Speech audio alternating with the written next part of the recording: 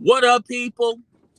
It's your boy. I'm back with another episode of Just My Opinion podcast. How everyone's doing on this cold Monday morning, motivational Monday. Uh, we're about to get into it. So the Los Angeles Lakers, who was, you know, you start seeing signs of improvement from the Los Angeles Lakers. Stuff start to click, even though their wins are against opponents that are struggling, injuries, they're shorthanded. A win's a win, a loss is a loss, and that's how I look at things. You can't get upset if you beat a team that doesn't have their best star, or don't have their best lineup, or if their coaches the coach is not coaching that game. You can't get upset and say, well, they lost because of X, Y. They won because of X, Y, and Z. A win's a win. A loss is a loss. The Los Angeles Lakers going in last night's game against the Chicago Bulls. Alex Caruso, who was a Los Angeles Laker player last year, that the Lakers could have signed an extension to, but they wanted to go in a different direction. And a lot of people are blaming Rob Pelinka, Jeannie Buss, LeBron James, the front office. I feel like everyone deserves a slice of that blame pie. They could have kept Alex Caruso, but Alex Caruso went to the highest bidder, and at that particular time, he went to the Chicago Bulls. DeMar DeRozan, a player that was on the Lakers' radar. It's been on the Lakers' radar, ever since last season. Was trying to orchestrate trades and moves to get DeRozan, and they failed. Thought that they can get him in the off season. They failed there, and DeRozan signed a contract with the Chicago Bulls. Okay, and Alonzo Ball, a player that the Los Angeles Lakers drafted, was handpicked by Magic Johnson. Magic Johnson himself thought Alonzo Ball had a lot of unique qualities and talents that remind him of himself. Magic Johnson and the front office of the Los Angeles Lakers thought that they drafted their cornerstone. There was a lot of players in that draft that the Lakers could have drafted, but they chose him. And the Los Angeles Lakers squandered that talent, traded him along with other pieces, Brandon Ingram and some other pieces in their future, their draft picks, for an AD. And we had this conversation yesterday. You gave away and mortgaged your whole future, all that young talent, for AD that has already proven he cannot stay healthy consistently. And you won one title from that move, which a lot of people are talking about. That's the Bubblicious title. A lot of people are saying that title don't count. It don't resonate with other titles. That title is hitting a little different. Even though I said yesterday, and I just mentioned it just earlier, a win's a win, a loss is a loss, and a title is a title. No matter what you think about it, no matter if it was a shortened season, no matter if they played all of the playoff games in one arena, no matter if other teams did not want to go to that bubble format. A lot of superstars chose to stay home. A lot of players chose to stay home. Nevertheless, a win's a win, a loss is a loss, and a title is a title. No title is different from another title. And if we start critiquing titles, then how come nobody says nothing about the San Antonio Spurs when they won their title in a strike-shortened season? How come nobody brings that title up? But nevertheless, a title's a title, a win's a win, a loss is a loss. So the Los Angeles Lakers was going against former Laker teammates that they could have easily kept. Well, two teammates they could have easily kept.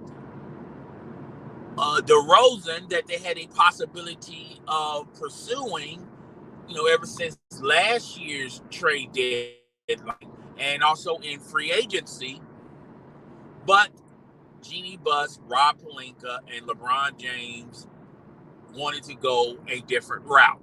And boy, that different route is paying off dividends in the worst way. Frankie V was not the coach of that game.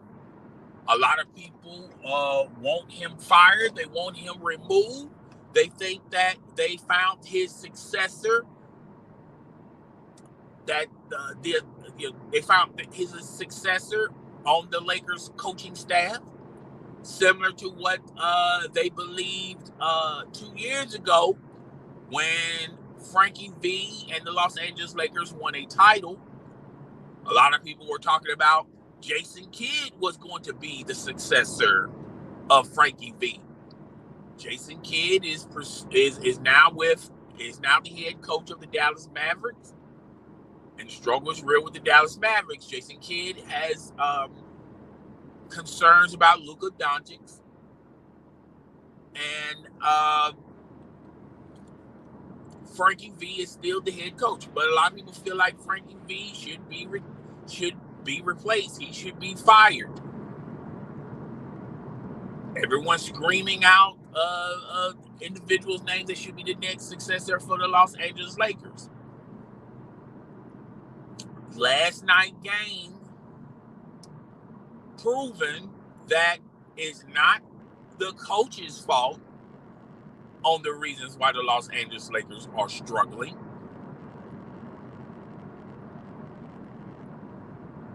The real reason why the Los Angeles Lakers are struggling, and the struggle is going to be real, and I feel like the struggle is going to continue all the way up into the postseason. Even if somehow, some way they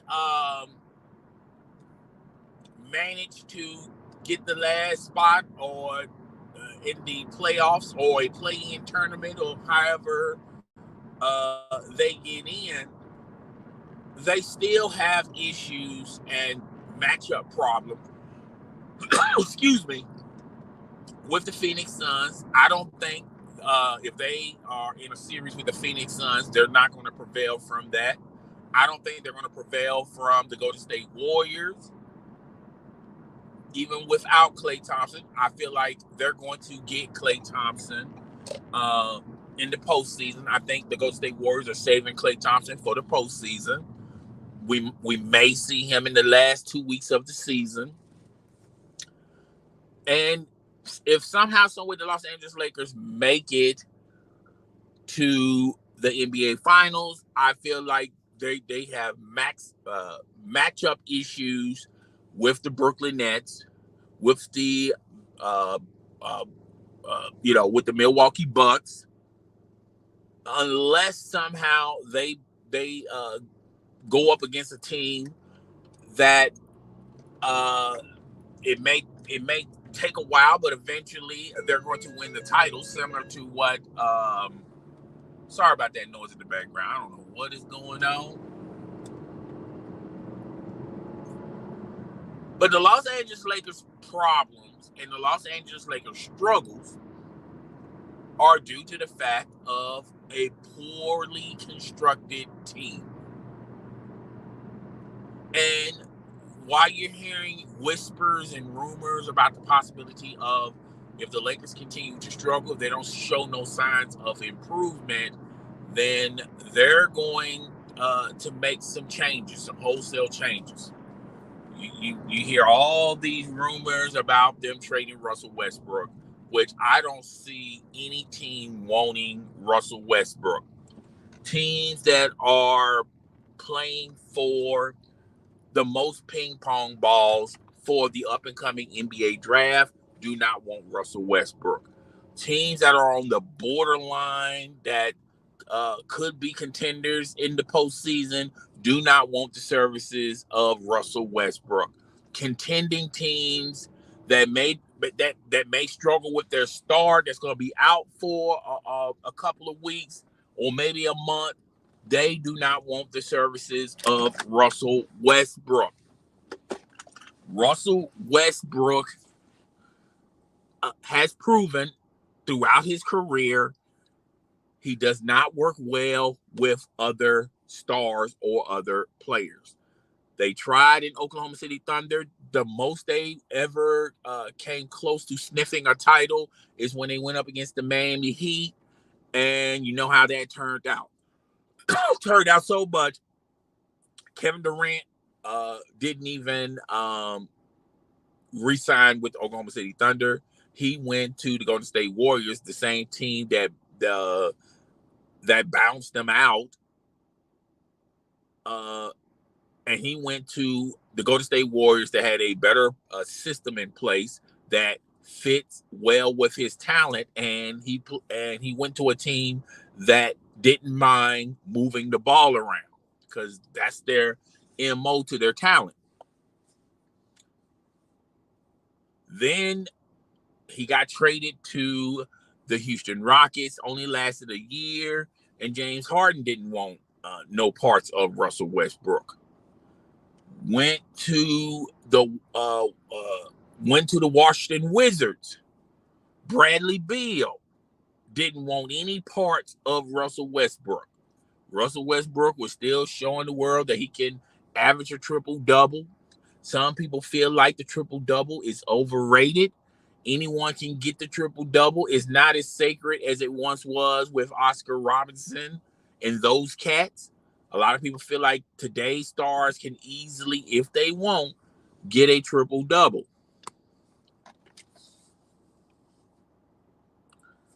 So you got that theory going around. I don't see any takers for Russell Westbrook. Anybody who wants to trade for an older player that's really not going to help your team be competitive.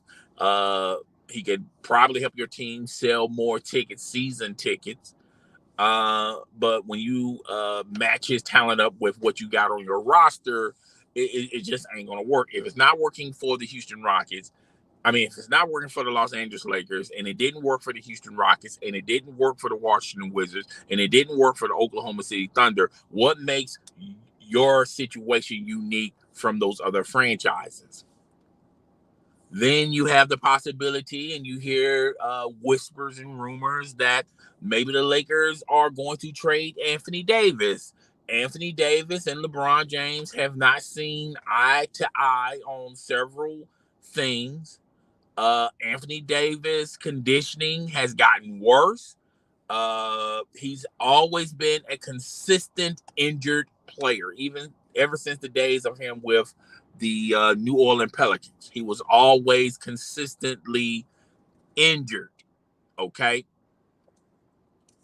How that was going to change with the Lakers, I didn't see that. Plus the fact that he wants to be a wing player. He does not believe he's a center. He's their best big man on their roster, better than Dwight Howard, but he wants to float around the perimeter line, occasionally shoot a three, and sometimes go down low. All right. The Lakers need to play a half-court game, slow the pace down and the tempo, and they need to have a big man down low that's going to catch those rebounds, be a defensive anchor, get blocks, things of that nature, stick them down the post. He does not want to do that. Anthony Davis does not want to do that. And to make matters even worse, Right on cue, he's injured. He's going to be out for a while.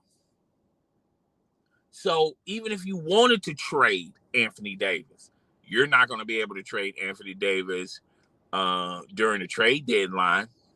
So now you're stuck with him. You don't have any assets that anybody wants. You don't have any type of picks that anybody wants that you can get a player. It's gotten so bad for the Los Angeles Lakers. They signed Isaiah Thomas to a 10-day contract. This is the same Isaiah Thomas that hasn't been in the league for a good minute, who can score,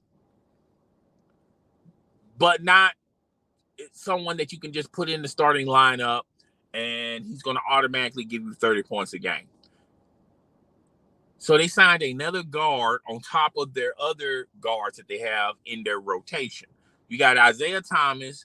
You got Russell Westbrook, another person who's another ISO player who needs the ball. You got Isaiah Thomas who needs the ball. You got Russell Westbrook who needs the ball. You got Carmelo Anthony, even though he has adjusted to a spot-up shooter, but mainly he's an ISO player. He needs the ball. So you're stacked on guards, but you hardly got forwards. Trevor Ziza has gone into the lineup, and they use him in and out, but I don't think he was in last night's game.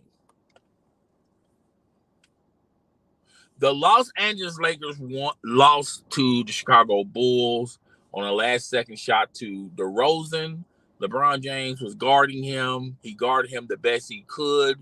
This is when you look at LeBron James now, it's not the same LeBron James that was in his prime with the Miami Heat, or in his prime, his first stint with the Cleveland Cavaliers, or was somewhat in his prime with the Cleveland Cavaliers on his second stint. You're getting an aging, older LeBron James who can't be the anchor on both ends of the court. The Lakers need a forward that's young enough that you can put on the opposition's best player, who's above average on defense. Those guys are a dime a dozen, and those guys are very expensive, folks. The Los Angeles Lakers need a center who can anchor down low when they come to the realization that they're going to have to slow these games down because they have an aging roster. Those guys are hard to come by, folks. They don't grow on trees. And you don't have anything that other teams would relent will if they have a center like that, you're going to have to give up a lot to get that person. So what the Los Angeles Lakers are going to do? The Los Angeles Lakers are going to have to convince Anthony Davis when he comes back from injury that you're going to have to play the 5, my guy. You're the best big man on the Lakers roster. There's not even a second. Okay. The Los Angeles Lakers are going to have to come to the realization that they can't be like these other teams. Just run down the court and shoot the ball within 15 seconds. Sometimes you're going to have to slow it down some and make quality shots, which the Los Angeles Lakers, when you look at what they have on their roster, you got Russell Westbrook. You think Russell Westbrook is going to make a quality shot? Isaiah Thomas. You think Isaiah Thomas, who's fighting for his NBA career, he's fighting for his life in the NBA, you think he's going to sacrifice and just take quality shots? He's on a 10-day contract, folks. It can be over for Isaiah Thomas in the next 7 games. And who's to say that the Lakers are going to be committed to sign him to another 10-day contract, or he gets an opportunity for another team? So right now, Isaiah Thomas is playing for his NBA career. If it doesn't work out for the Los Angeles Lakers, if he shows the production, it's probably going to work out for somebody else that's a contending team, or, just a borderline contending team.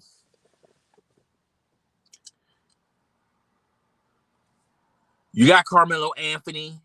Carmelo Anthony has been pretty solid, pretty stable for the Los Angeles Lakers. He's been pretty much low key. He's not complaining, particularly. There's been a lot of games where they have iced out Carmelo Anthony. Just iced out Carmelo Anthony. I don't know why, but right now I feel like the Los Angeles Lakers are in delusional world. They think they got the best record in the league, and they're playing this game, and this is sometimes this game can hurt you as a team. And I remember them playing this game with the Miami Heat when it was LeBron, Dwayne Wade, and Chris Bosh. Okay, making sure everybody get touches on the ball, all the superstars. Tonight is going to be LeBron's night. The next night is going to be Dwayne Wade's night. The next night is going to be Chris Bosh's night. Until that second time as Miami Heat players, Dwayne Wade said, we're just going to have to let this be LeBron's team, and we just feed off of what LeBron does. The Lakers are in delusional land right now because they want to make everybody happy. They want to make Carmelo Anthony happy. They want to make Russell Westbrook happy. They want to make Isaiah Thomas happy. They want to make Anthony Davis happy. They want to make LeBron James happy. When you're playing competitive basketball, everybody's not going to be happy. That's why a lot of NBA teams play systems. Play your role, know your role, and play within the system. And if we play through the system, you're going to prevail. You're going to be very successful. Now, it may not be the type of success you're hoping for, but if we play within the system, we're going to have a great record, similar to what the Golden State Warriors are doing, what the Phoenix Suns are doing. In some small case, the Brooklyn Nets. They're beating the teams they're supposed to beat. They're struggling with the teams, and they're winning those games, and they're losing those games. But they have a better record than the Lakers.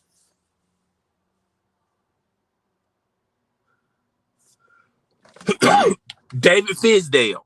Everyone's calling for him. David Fizdale. The Lakers need a new direction. They need a new voice. They need a new coach. Let David Fizdale be the head coach of the Los Angeles Lakers. He had the opportunity to do it with the Chicago Bulls, and they lost. Same result. Insanity is doing the same exact thing, expecting a different result. And how they lose last night? By making everybody happy. That's how they lost last night. So this is not going to change anytime soon unless they make some drastic decisions and make some drastic moves. Clearly, Russell Westbrook needs to play from the bench with the second unit. And you can gamble with Russell Westbrook. If you let him just come off the bench, he might mess around and get 30 points or 15 points with the second unit. Or he may not get anything. But coming off the bench, he's not going to get a lot of minutes, and he's not going to be in the game in crucial moments unless it's the final shot. But what the Lakers should have done was make the solid moves, like DeRozan, DeMar DeRozan. You could have gotten him. It would have cost you a healthy sum, but yeah, you could have gotten him. Could have kept Alex Caruso. It was going to cost you because you have to pay him because the Bulls were willing to pay him. The Lakers going to have to pay him as well. You could have kept if you could have kept all that young talent that y'all was drafting, like Alonzo Ball. You traded all of those pieces for AD and just took a shot at Brandon Ingram.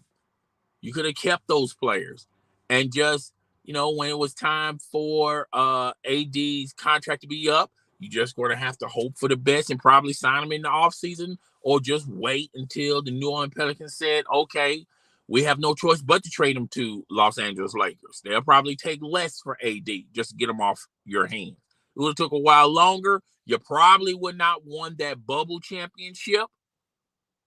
You probably wouldn't have won it, but you probably would have won it. The Lakers could have stayed pat and just kept what they had. The Lakers could have signed a multitude of players that could have helped the roster a lot more than what they got now. I wasn't a big fan of Kuz. I was not a big fan of him. When they packaged him alongside, and I forgot the other guy that they packaged alongside, which I kept telling you, Montrezl Harrell, I kept telling you guys, he was not that guy. He was not that guy. The Lakers, people thought that the Lakers stole Montrezl from the Clippers, but in actuality, the Clippers was done with him.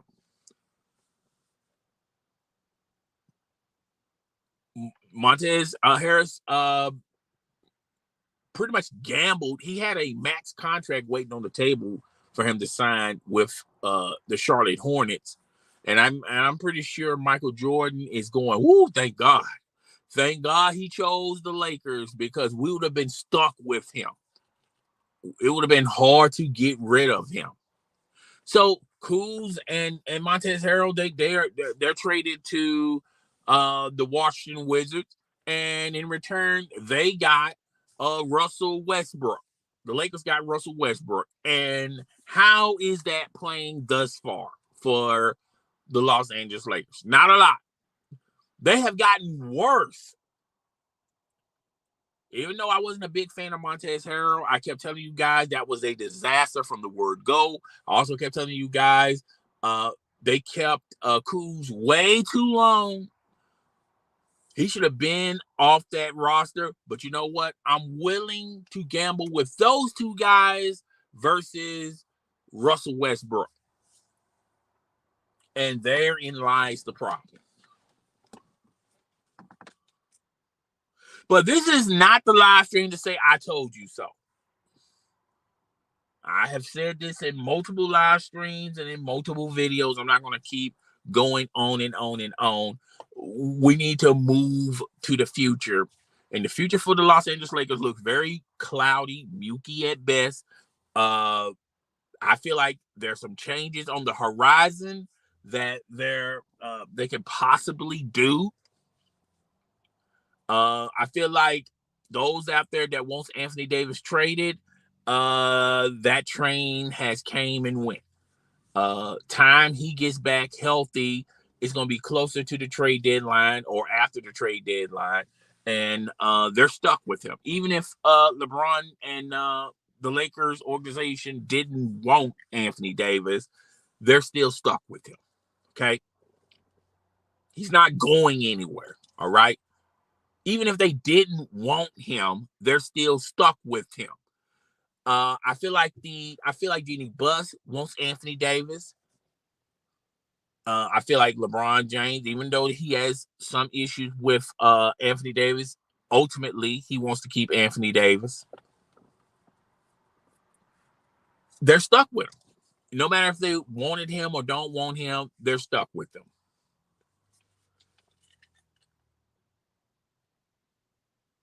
Carmelo Anthony was a good pickup for them in the offseason, but that's just about it. If you look at all their moves, what they have done in the offseason, there were questionable moves that I just did not believe in, and other basketball analysts and basketball fans are saying the same thing. They didn't believe it as well. But as of right now, nobody wants an aging Russell Westbrook. Who would want him? Nobody wants him. And he's one of the reasons why your team is struggling. Another reason why your team is struggling, you're a lot older, but you want to play that fast-paced game like these younger NBA teams are doing, like the Atlanta Hawks, the Golden State Warriors, when the Brooklyn Nets are firing on all cylinders like them.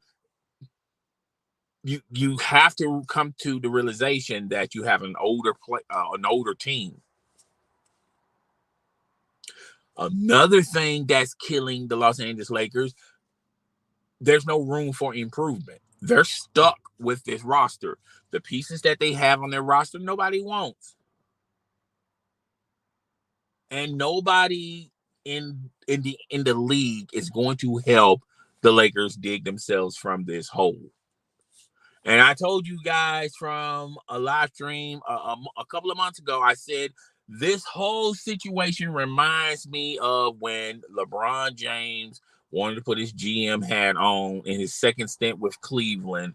When Kyrie Irving left him, he wanted Derrick Rose. He wanted a slew of these players, to join the Cleveland Cavaliers, Dwayne Wade. And in that first half of that season, they were struggling. And the front office sort of saved LeBron James. They got rid of all those players that a lot of us thought that they were stuck with. Somehow they found trade partners and got rid of all that baggage. And then guess what? The Cleveland Cavaliers turned it around and they were in the playoffs. So I feel this same thing is going to happen with these Lakers. Except I don't care how good Rob Pelinka is. I don't care how good their front office is. I don't care how good Jenny Buss is as an owner. They cannot sell these bad pieces to other teams.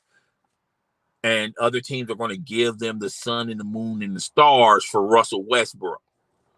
No matter how much you package other players or other draft picks, nobody is going to help the Lakers get out of the hole that they dug themselves in. And therein lies the problem. So, yeah, that's all I got for today. If you don't hear nothing from me this week, I hope all of you have a blessed Christmas day. And I hope you enjoy it. Be safe, stay blessed. And I will see you guys on the next one. Deuces.